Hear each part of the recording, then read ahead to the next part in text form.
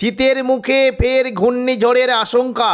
নভেম্বরের শেষেই বঙ্গোপসাগরে তৈরি হতে চলেছে একটি ভয়ঙ্কর ঘূর্ণিঝড়, যেটি শক্তি বাড়িয়ে ঘন্টায় 220 কিলোমিটার গতিতে উড়িষ্যা, পশ্চিমবঙ্গ, বাংলাদেশের উপকূলে আছড়ে পড়ার আশঙ্কা রয়েছে, যার ফলে কলকাতা সহ দক্ষিণবঙ্গের একাধিক জেলায় ভারী থেকে অতি ভারী বৃষ্টির আশঙ্কা রয়েছে।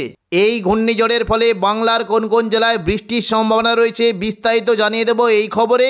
খবরটি শেষ পর্যন্ত অবশ্যই দেখবেন। আর আপনি কোন জেলা থেকে আবহাওয়ার খবরটি দেখছেন সেই জেলাটি কমেন্ট করে অবশ্যই জানিয়ে দেবেন।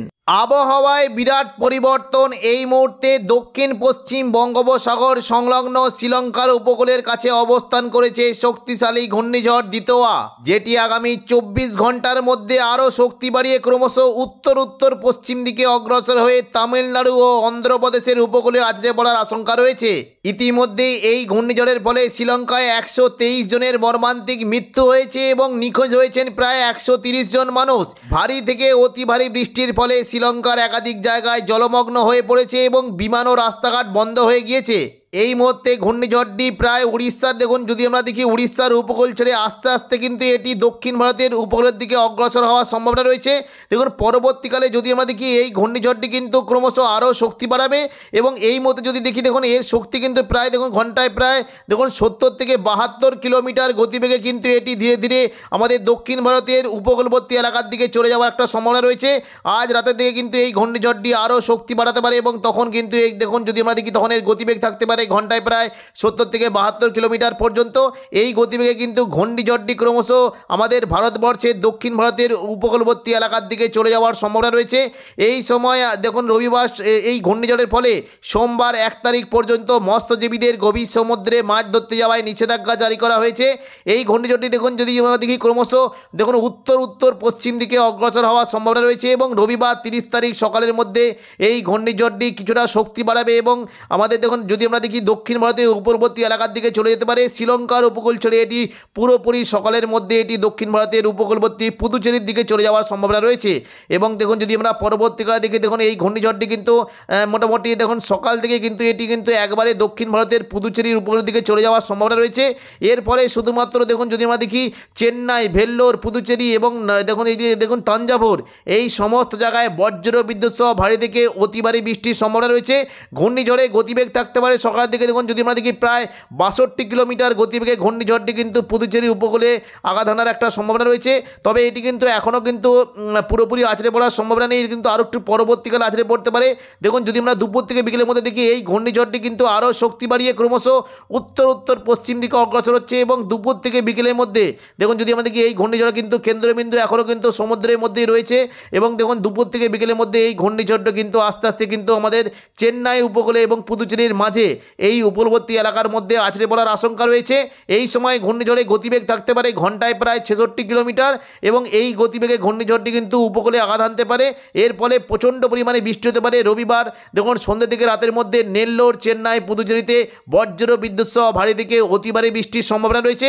সন্ধ্যের পর থেকে ঘূর্ণিঝড়টি ক্রমশ কিছুটা শক্তি ক্ষয় করলেও পরবর্তীকালে এটি কিন্তু ক্রমশ উত্তর পূর্ব দিকে বাঁক নিতে পারে এবং আরও শক্তি বাড়িয়ে এটি শক্তিশালী ঘূর্ণিঝড়ে পরিণত হওয়ার সম্ভাবনা রয়েছে। দেখুন রাতের দিকে কিন্তু যদি আমরা দেখি ঘূর্ণিঝড়টি কিন্তু আরও শক্তি বাড়াচ্ছে এবং ঘন্টায় দেখুন যদি আমরা দেখি 67 কিলোমিটার গতিবেগে নেল্লোরের দিকে চলে যাওয়ার একটা সম্ভাবনা রয়েছে।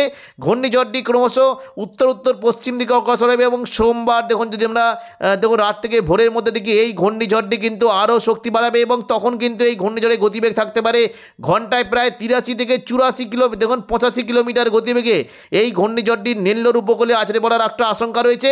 ঘূর্ণিঝড়টি দেখুন যদি আমরা দেখি ক্রমশ উত্তর পূর্ব দিকে অগ্রসর হতে পারে।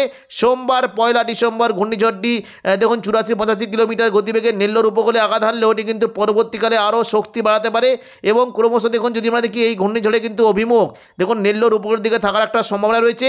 সোমবার সকাল থেকে কিন্তু যদি আমরা দেখি এর গতিবেগ কিন্তু ঘন্টায় দেখুন যদি আমরা দেখি 82 কিলোমিটার পর্যন্ত হতে পারে এবং এটি কিন্তু দেখুন আস্তে আস্তে কিন্তু শক্তি ক্ষয় করে গভীর নিম্নচাপে পরিণত হওয়ার সম্ভাবনা রয়েছে। দেখুন ঘূর্ণিঝড়টি কিন্তু আস্তে আস্তে শক্তি ক্ষয় করে গভীর নিম্নচাপে পরিণত হওয়ার সম্ভাবনা রয়েছে। চলেছে সোমবার দেখুন দুপুর থেকে বিকেলের মধ্যে এটি কিন্তু আস্তে আস্তে শক্তি ক্ষয় করে বিজয়ওয়াড়া ও নেল্লোরের মাঝামাঝি দেখুন এই যে উপরবর্তী জায়গায় এখানে কিন্তু দেখুন যদি আমরা দেখি ঘন্টায় প্রায় 75 কিলোমিটার গতিবেগে এটি কিন্তু এখানে আছড়ে পড়তে পারে।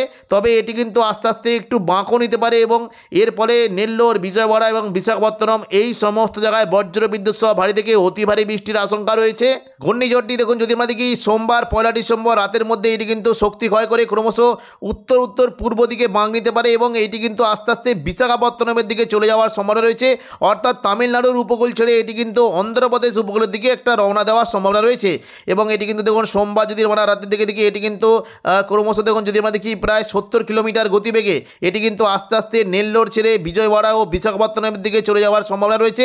এর ফলে এই বিজয়ওয়াড়া ও বিশাখাপত্তনমে নতুন করে আবারও বজ্র বিদ্যুৎ সহ ভারী থেকে অতি ভারী বৃষ্টির আশঙ্কা রয়েছে এবং মঙ্গলবার 2 তারিখ দেখুন এই ঘূর্ণিঝড়টি গভীর নিম্নচাপ রূপে অবস্থান করবে এবং গভীর নিম্নচাপের ফলে এখানে কিন্তু বৃষ্টির একটা সম্ভাবনা রয়েছে। তবে দেখুন মঙ্গলবার 2 তারিখ থেকে কিন্তু এই ঘূর্ণিঝড়টি শক্তি ক্ষয় করে গভীর নিম্নচাপ এবং তারপরে এটি নিম্নচাপ রূপে অবস্থান করবে। এর ফলে বিজয়ওয়াড়া, বিশাখাপত্তনম, নেল্লোর এই 3টে জায়গায় বজ্র বিদ্যুৎ সহ ভারী থেকে অতি ভারী বৃষ্টির আশঙ্কা রয়েছে এবং আমরা দেখে নিচ্ছি পরবর্তীকালে এই নিম্নচাপটি যদি আমরা দেখুন একটুখানি কিছুটা উত্তর পূর্ব দিকে বাঁক নেয় তাহলে কিন্তু এটি ভুবনেশ্বর উপরের দিকে পৌঁছে যাওয়ার সম্ভাবনা রয়েছে।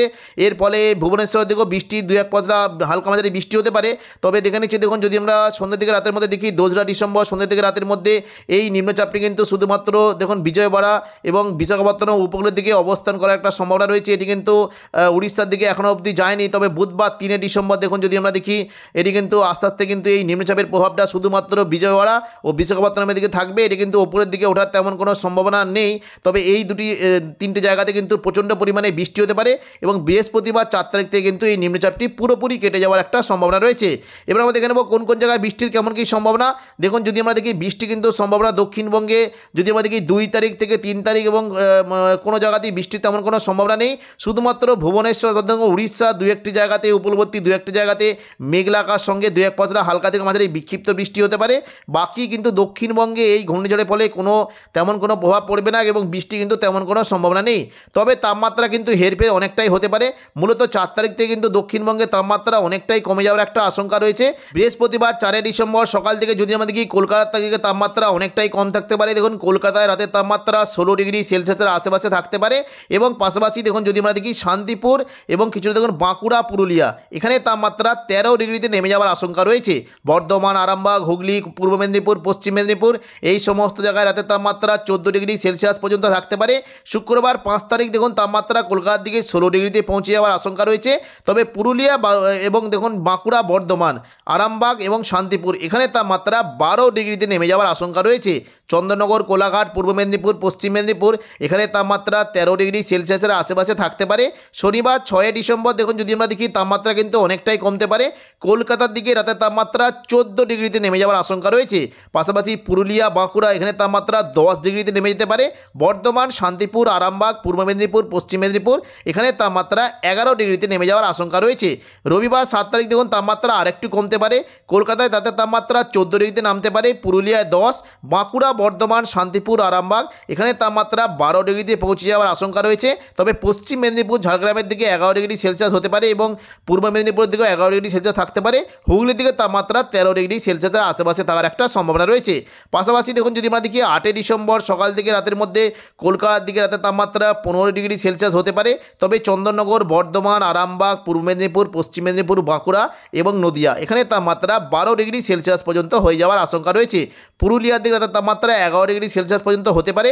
মঙ্গলবার 9 তারিখ দেখুন যদি আমরা দেখি পুরুলিয়াতে 11 ডিগ্রি থাকতে পারে। বাঁকুড়া, বর্ধমান, শান্তিপুর, আরামবাগ, চন্দননগর, কোলাঘাট, পূর্ব মেদিনীপুর এখানে 13 থেকে 14 ডিগ্রি পর্যন্ত সেলসিয়াস থাকার একটা সম্ভাবনা রয়েছে। এবং বুধবার 10 তারিখ দেখুন যদি আমরা দেখি সকাল থেকে তাপমাত্রা কলকাতার দিকে 15 ডিগ্রিতে নেমে যেতে পারে। বর্ধমান, নদিয়া, আরামবাগ, চন্দননগর, পূর্ব মেদিনীপুর, পশ্চিম মেদিনীপুর এখানে তাপমাত্রা 13 ডিগ্রি সেলসিয়াস পর্যন্ত নামতে পারে। পুরুলিয়া, বাঁকুড়া এবং পশ্চিম মেদিনীপুরের দিকে, ঝাড়গ্রামের দিকে তাপমাত্রা 12 ডিগ্রিতে নেমে যাওয়ার আশঙ্কা রয়েছে। তো এখনকার মতো খবর এখানেই। পরবর্তী আপডেট পাওয়ার জন্য চ্যানেলটিকে অবশ্যই সাবস্ক্রাইব করে রাখবেন। ধন্যবাদ।